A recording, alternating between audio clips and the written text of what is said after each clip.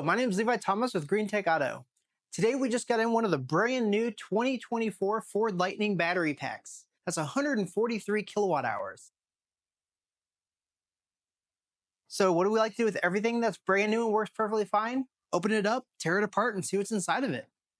Before I start opening this up and tearing it down, I just wanted to show you the extent that Ford went on this new 2024 Lightning battery to make service as easy as possible. This entire battery is one large cast aluminum tub coming all the way up the bottom up to the side in one piece.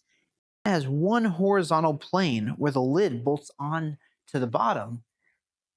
All the way around the outer perimeter, there's one groove on the underside of the lid with a gasket in it going all the way around in one piece. Every few inches, there's an 8mm bolt holding the lid onto the bottom.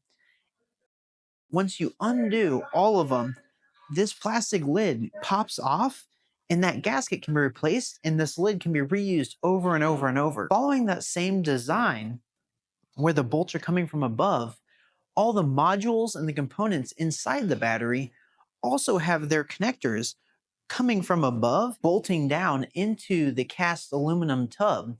So they can all be easily removed and everything lifted out to get to the underside of everything. So now that we got it all opened up, right off the bat, there's a few main design features that jumped right out at me. First off, in the new 2024, there's no sealant that goes around the outer edge or any sort of glue, just the one gasket that's really big and it has several rubber grooves inside of it so it securely fits into the lid and so it stays into the lid when you take it off. So it can be taken off by one person. In fact, I pulled it right off and it came off super clean, again, because there's no glue. I lifted it right off and just set it to the side. So this little clip on the coolant hose is a huge design upgrade. Tesla Model S, Model 3, Ford Focus, and many others have the coolant plugs on these outer corners here. However, the Ford Focus, that coolant plug is molded to the hose that goes all the way to the far side of the battery. So when that breaks off, you have to take the whole battery apart and replace a large, expensive component.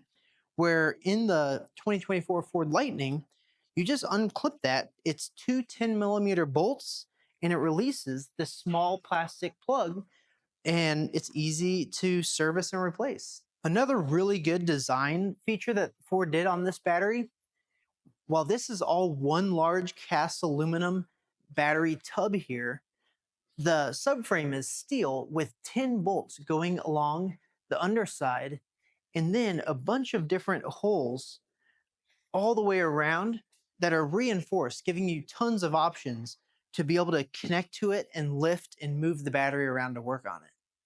So now for some of the cons. The most disappointing thing that's going to make the repairs difficult and limit reusability is this pesky 8S module right in the front. The rest of them are 11S. So if all the modules were the same, if one went bad, you could just replace it with another one. And it wouldn't matter where it came from in the pack. With one being different, that's going to be really difficult for consumers or even small shops because most of them are going to want to buy two batteries and then just combine them, the modules that are good, to make one good pack. Luckily, here at GreenTec, we're at a scale where we can have so many batteries that we will have all of them on the shelf to be able to rebuild them. But for, just the average consumer or small shops or mechanics, that's kind of a big problem. So one other thing that could make repairs and reusability difficult, in addition to this one module being smaller, is that these 8 modules right here have a different number of wires going to each plug. Most of them have 2 wires on the right side of the plug, which we're assuming is a thermistor or a temperature sensor. A couple of them also have 4 wires on the right side, separate from all the wires on the left.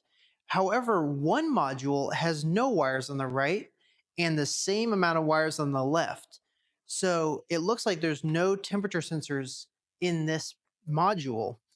However, we're really hopeful that they actually manufactured these 8 the same way with the same amount of thermistors, and then they might just not have wired up wires to each module. So we're going to go ahead and get out a voltmeter and change it to ohms and check the plugs and see if any of them are most likely 10,000 ohms and see if there is a temperature sensor inside of this module. So let's do that now.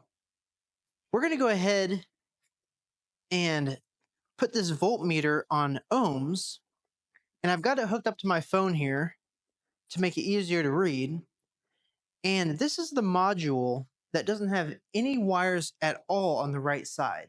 So it doesn't look like it has any connection to temperature sensors or thermistors here. So I'm just going to go into the top 2 upper right corner, just like this one has. And it does read 39 kiloohms. And now let's go to the bottom 2 right. And it reads 39.65. So it's not a 10,000 ohm resistor. So let's go ahead and check a different one that we know. Now, if I go and probe this module here right into the wires here, even if it is a thermistor, it's going to be a different reading because it's hooked up to the BMS. So it's reading 24.59. So that doesn't really tell me anything. We need to unplug it. So I'm going to go ahead and pull the red clip here, which then allows you to depress the top plug here and remove that. Now, I don't want to use this sharp connector anymore. So now that I've got one of them covered all the way except for the tip, connection's good, and my voltmeter's reading. I've got this unplugged, and I know where those 2 wires were on the top right. So I'm going to go ahead and plug or make contact with this one right on one of the pins. And then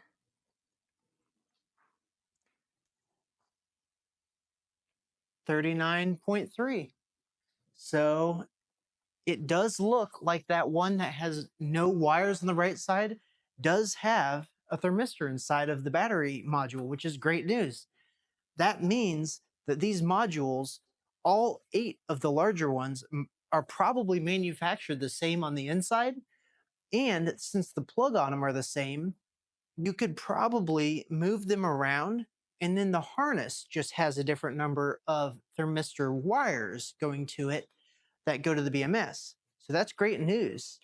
I'm going to go ahead and check the bottom of this one, which doesn't have wires going to it, just to double check and see if it has 2 thermistors in it.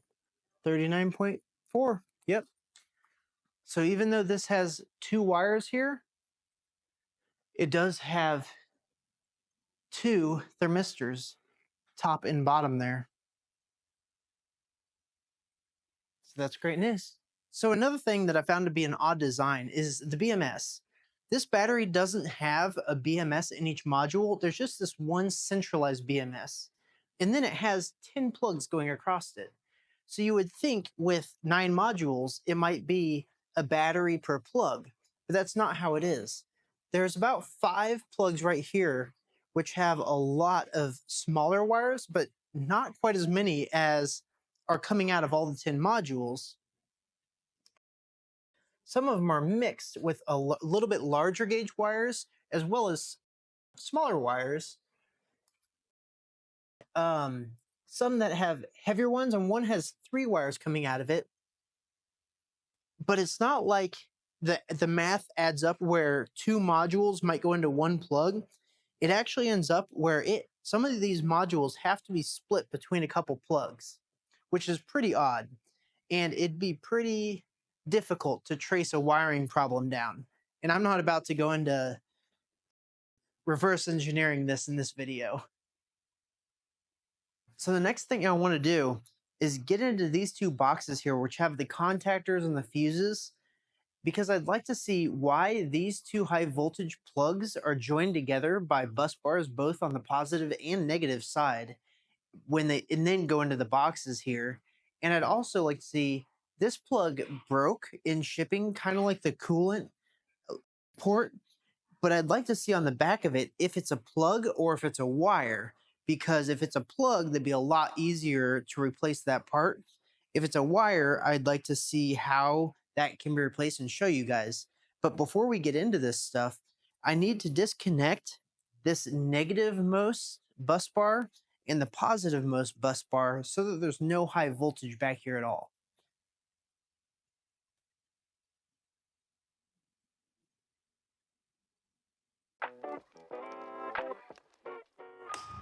Yeah. The bus bar is still around the stud, so it's not flapping around yet or anything. That stud's sticking up at least an inch. So it's probably good to do that side first because this side's a bolt. So if you did this side first and then you're working on that, this could flap around and hit something.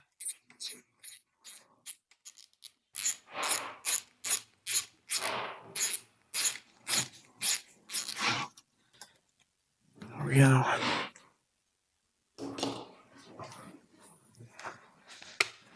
Get my stuff out of the way.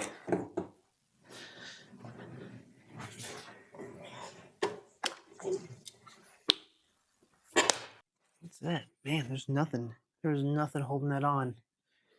This whole bus bar is just sitting on these little plastic tabs that bend, and then little plastic tabs on the top that squeeze on the lid so that it's just floating in between the battery and the lid. Pretty clever, pretty simple. Now, I wonder longevity, how long this lasts. So, if you gave this, 300,000 miles there, this clip already looks like it's bent in a little bit more than this one right here. So yeah, this bounces on the battery and this bounces on the lid so that they can float in between the two.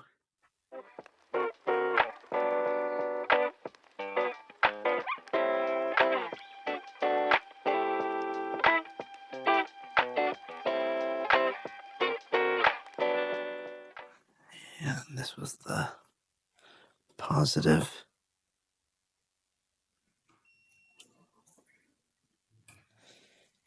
Positive, probably for the DC fast charger.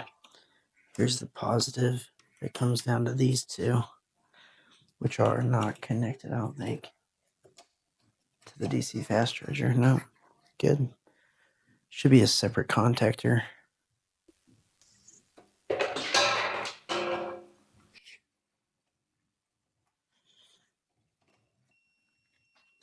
Yeah.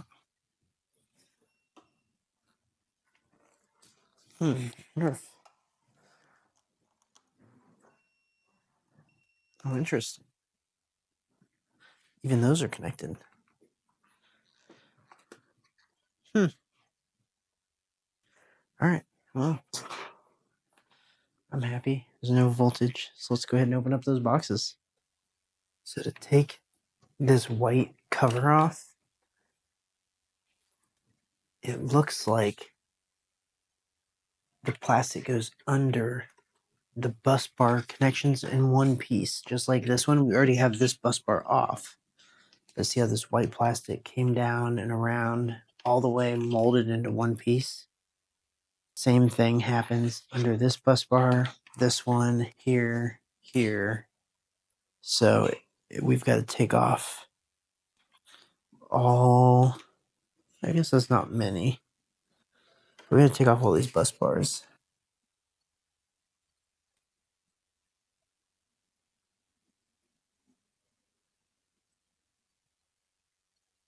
when you take this nut off, this black plastic will hinge up so that can lift out. All right, that's not too bad.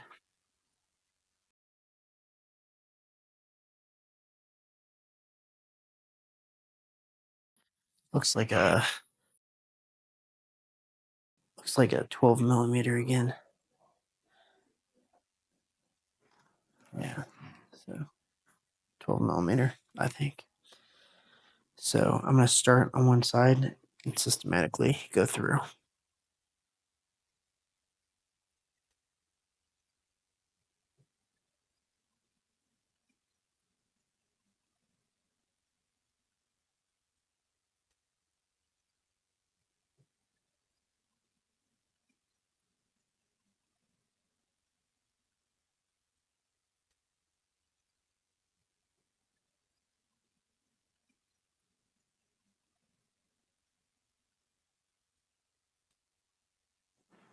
On this side. We're going to keep going on this side for now. Okay, got that one off. That's the two there. I bet there's one on the end. Yep, just like the other side. Yeah. I wonder if this can push over. No, it cannot. Oh, wow, that's the solid cast aluminum. So this cast aluminum base has this like inch slab going through the middle, and it is right there against where that clip has to come out.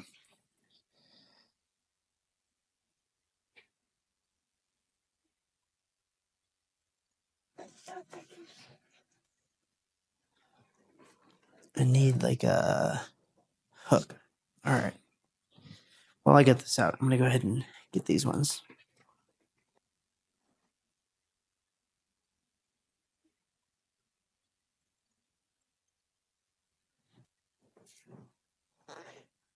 I think I can get this one.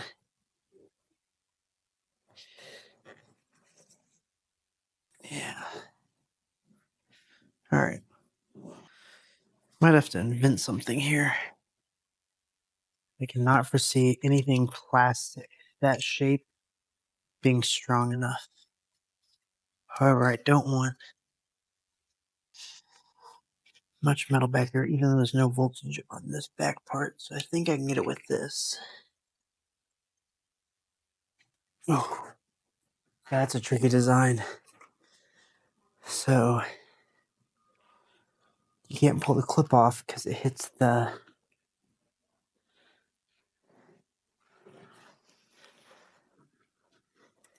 center beam. But man, is it close. Let me see if I can just get this next one.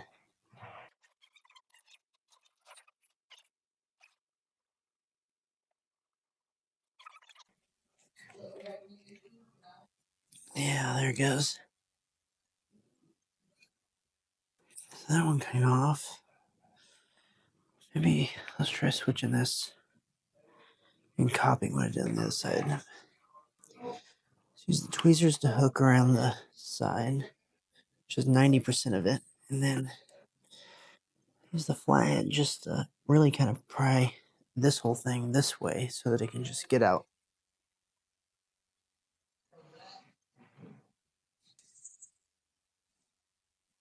Yeah, there it goes. Okay, so it is doable. For a second there, I thought I might have to unbolt the whole thing off of there, but man, that would be a lot of work because there's also clips all the way around holding this to the bottom, which I didn't want to have to mess with. I just wanted to look in here. So I already got this one. That one was super easy.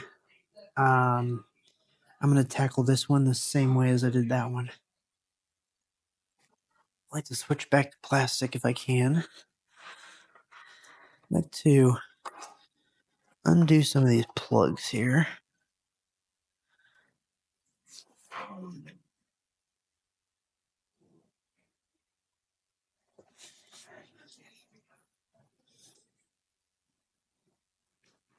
They just come right out. Wow, those are easy. You just barely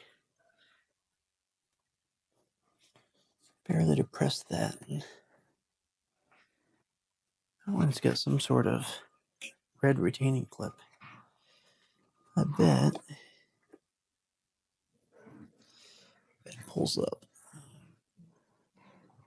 Looks like I gotta get a flat hit in there, or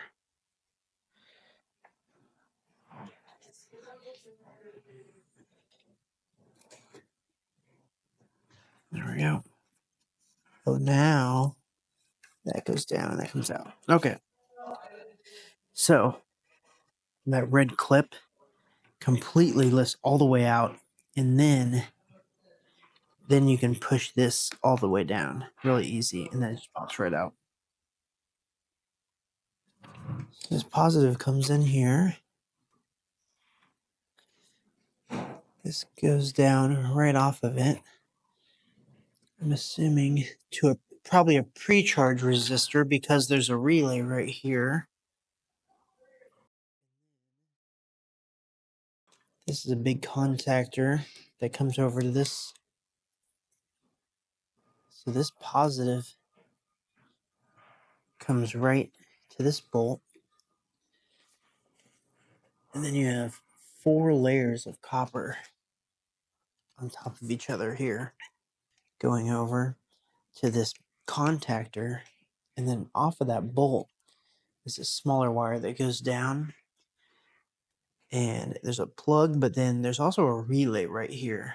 And I bet that is a relay for a pre-charge resistor to jump across here. Yeah, because then it comes down to here. And then we have one bolt where that bus bar goes out over here. And then the other contactor, which also has a plug for the pre-charge resistor. And that went to our DC fast charging. That is very simple and very compact. I like it. Now the negative side here, looks like there's a little bit more going on. So this negative side came from the negative most battery to this bolt right here. And then here is your amp meter. And that's a hall sensor to detect how many amps are flowing in or out of your battery pack. So that comes over to this first contactor.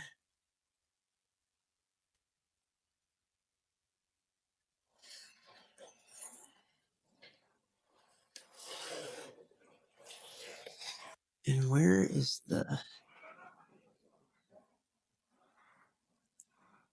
current output out of that contactor? Or after that contactor, off of this plate?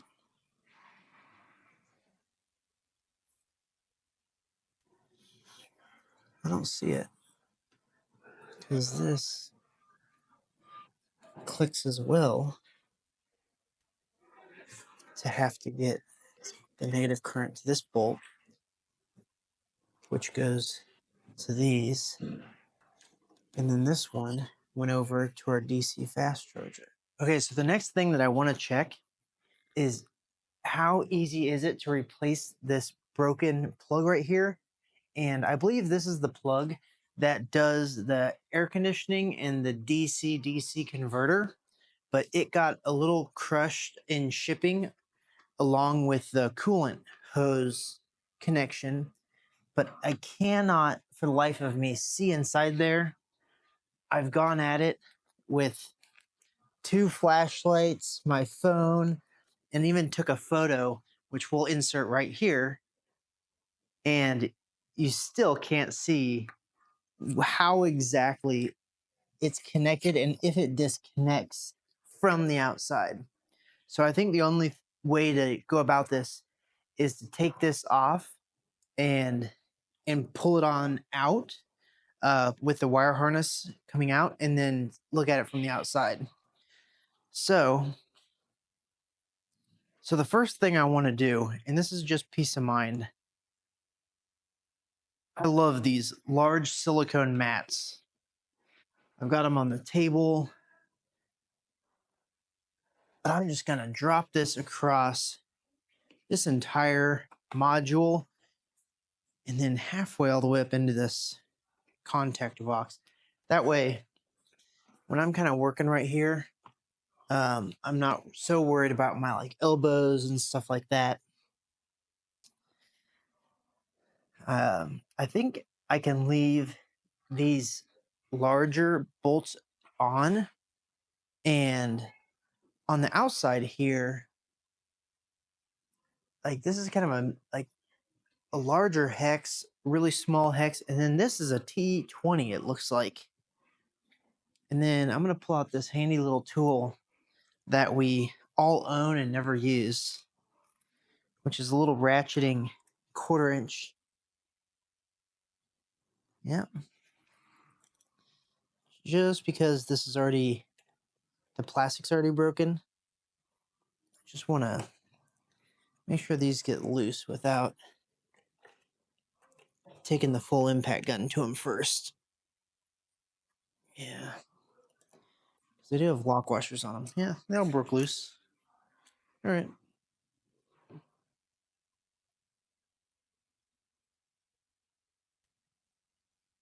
Yes, there are some retaining pins. These are gray retaining pins on the inside here that are expanding out. If I'm trying to pull, this just disintegrated in my hands. However, that being said,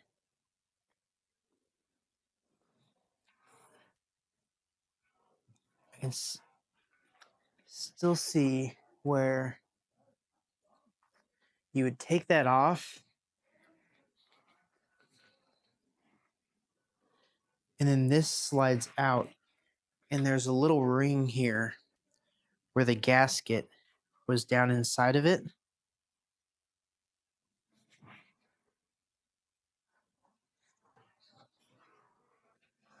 And that's a pretty deep gasket with like kind of a double wall on it. Reminds me of the gasket from the lid where it goes really deep down into the hard plastic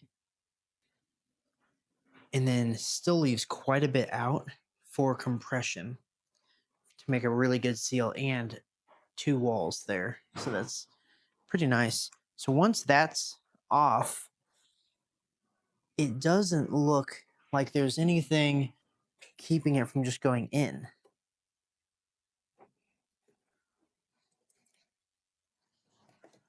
Yeah.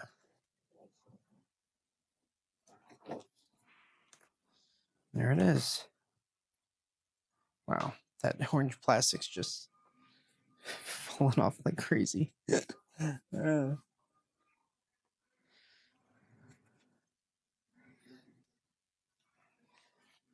And as far as this plug right here is still crushed in the plastic and the metal. So this is a part we need to replace. However, these wires come up into this harness. These wires join in and get wrapped as well. Not fun to go messing with a wiring harness that ends up being that big. So we'd like to repair it at the plug.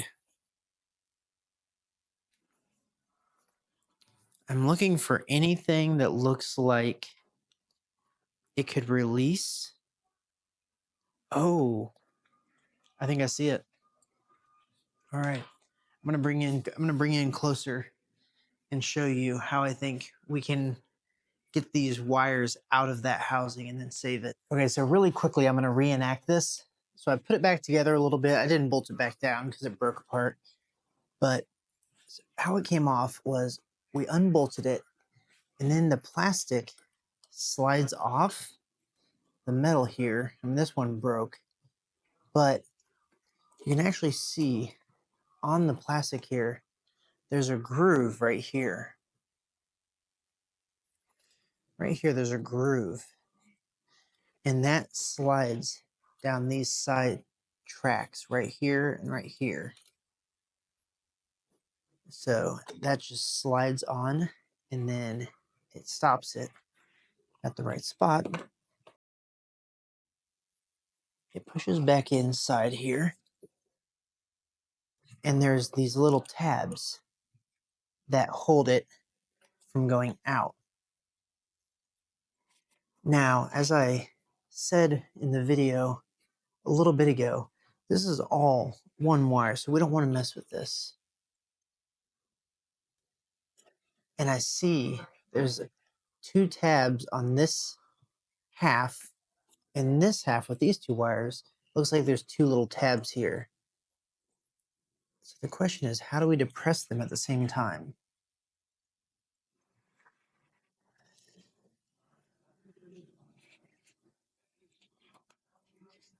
Yeah, I think this will work. So I like these ceramic tweezers because sometimes you can even use them to pull open and then hold on. So that'll hold one side, while I'm probably going to use metal tweezers on this side because I need to push and then pry.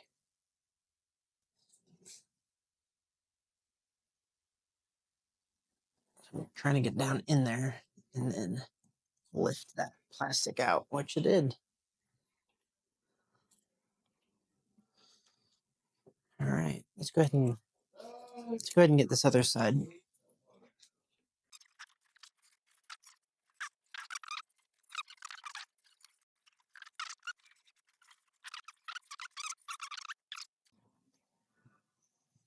So these are replaceable, where you can replace the outside and the housing that sticks and protrudes to the outside as well, while maintaining the wires and the housing on the inside, which is very good news. We need to reuse this, so I don't want to go any further until I really figure it out.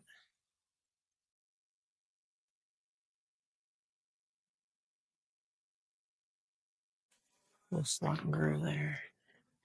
And there's your pins. So make sure, keep track of which one goes where.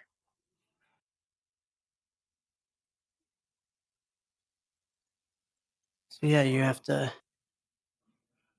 grab the actual pin and push it to one side, which you can see that little rectangular hole that releases it from the blue plastic. So once you get the retaining clips depressed and it pushed halfway out, you then push the tab over to release the clip that's holding that rectangular hole in. Alrighty. That's not too bad. It's a lot easier than I expected. And it appears that all of these are pretty close to being the same way.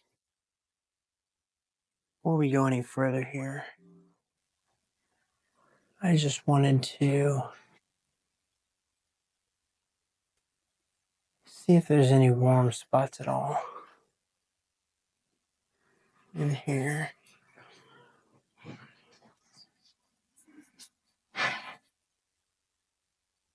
And so far,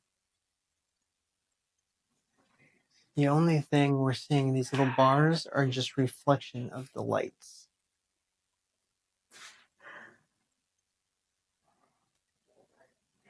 So everything looks good. All the BMS wires look good. That means nothing got shorted out, nothing got crossed. Everything looks good. Let's keep going.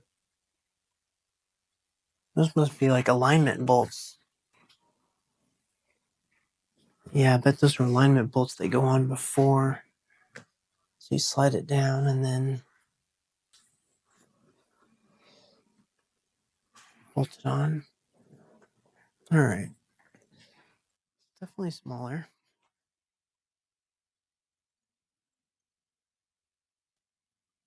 The lid is 2 pieces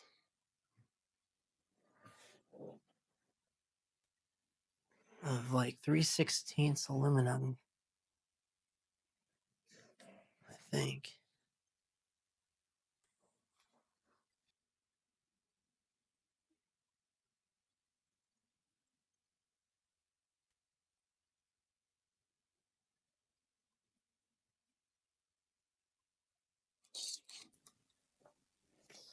I'm going to start here at the one that doesn't have a head there.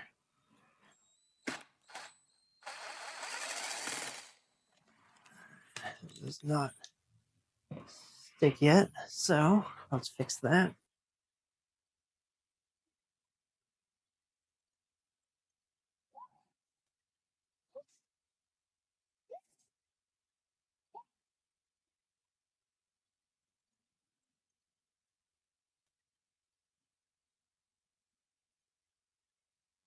I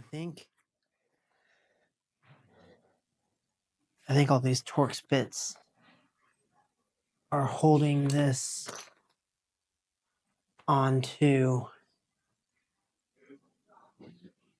some sort of frame inside here.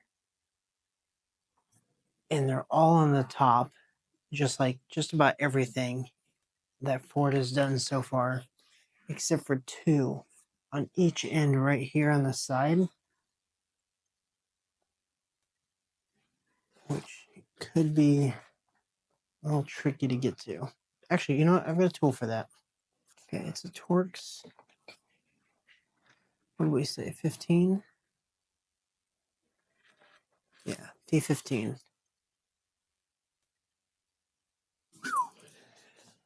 Not easy. All right. I'd say that's the hardest part of the whole process so far. This little $2 tool from AliExpress and or Harbor Freight.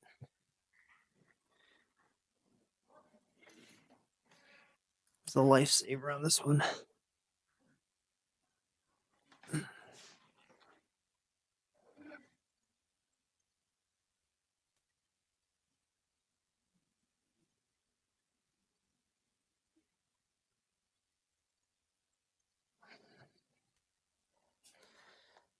Yeah, there's no bolt in the way on this side.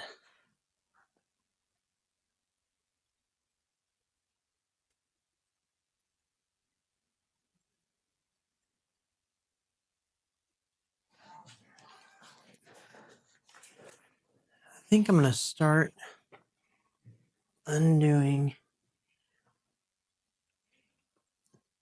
I'm going to undo the other side here so we have both the sides off. And then I'm going to start undoing the side away from the plug, simply for the reason that I can't see anything protruding through on this side. So if I get over here and this is an issue, at least I can lift up and maybe look under and see what's going on. But other than that, it probably doesn't matter.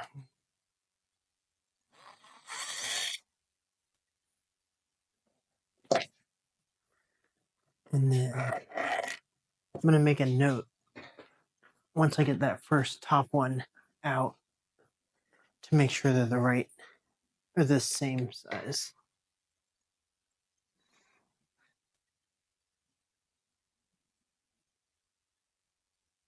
We got them all out. And then another cool design, and I might be speaking a little too soon here, but it appears that these two black plastic zip ties, they actually made a cutout of the end cap to not hit those. So I think these will stay on this case when it lifts out. In fact, yeah, I'm just going to lift it up by them. Look at that. Man, it does not get easier than that. All right. So, yeah, it's a whole bunch of pouch cells, which are really clean. And then they've got a black foam, which looks like the thermal foam, and it's slightly sticky on each side, probably just enough to hold them in place. And then, you know, all these pouch cells are compressed foam down on it as well. There's two pouches between each piece of foam here. And this is an 11S module. So let's see how many are in here. Let's find the hat. I can't see under this black plastic. So the halfway point, we're looking at like 30 3/4 or 78 centimeters. So 78 centimeters. Halfway point's right here. Right here.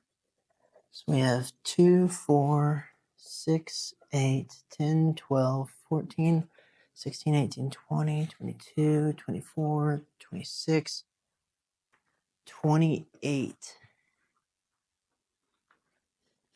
That does not, that's like 56. That doesn't add up. It needs to be 55, which would be an odd number, but if they're in groups of 2, that's not making any sense.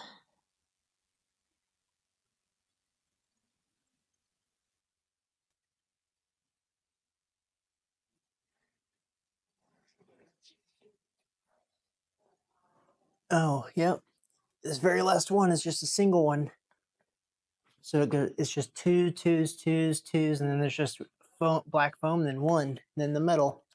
So there's 55 pouches in the whole thing. So it's 5 in parallel and then 11 in series to make this module right here. And then off this plug here, we've got all the battery sense cables. And I love how they did this here.